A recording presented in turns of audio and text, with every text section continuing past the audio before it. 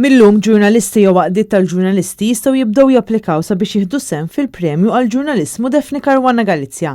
Dan il-premju li se jingħata l-ewwel darba f'Ottubru li ġej huwa organizzat mill-Parlament Ewropew u filwaqt li jonora l-ġurnalista Daphne Caruana Galizia se jkun qed jirrikonoxxi l-ħidma tal-ġurnalisti madwar l-Ewropa. It-tnedija tas-sit fejn jistgħu jsiru sottomissjonijiet saret waqt attività fi Brussell li kienet indirizzata fost oħrajn mill-membru tal-Parlament Ewropew tal-Partit Nazzjonalista David Casa li kienu li ħadem fil-Buro tal-Parlament Ewropew sabiex din il-premju sar realtà. B'dan il-premju għall-ġurnaliżmu qegħdin nibagħtu messaġġ ċar lilkom l-ewwel nett il-ġurnalisti li l-Parlament Ewropew mhux se jħallikom waħedkom fil-ġlieda tagħkom għall-verità. Lilkom li qtiltu jew li qed tgħeddu lill-ġurnalisti li l-Parlament Ewropew hu l-għadu tagħkom. U lilkom il-gvernijiet li qed toħonqu l-libertà tal-espressjoni.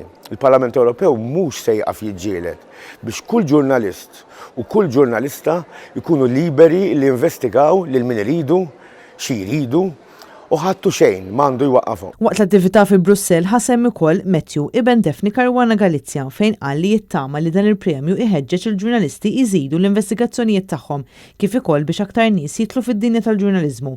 L-applikazzjonijiet jibqgħu miftuħa sal-ewwel ta' Settembru li ġej. Bħala MEP Malti jiena inħeġġeġ lill-ġurnalisti Maltin biex tieħdu din l-opportunità u tissottomettu investigazzjonijiet li intom għamiltu biex intom tidħlu wkoll biċ-ċans li tkunu l-ewwel rebbieħa ta' dan il-premju tant importanti.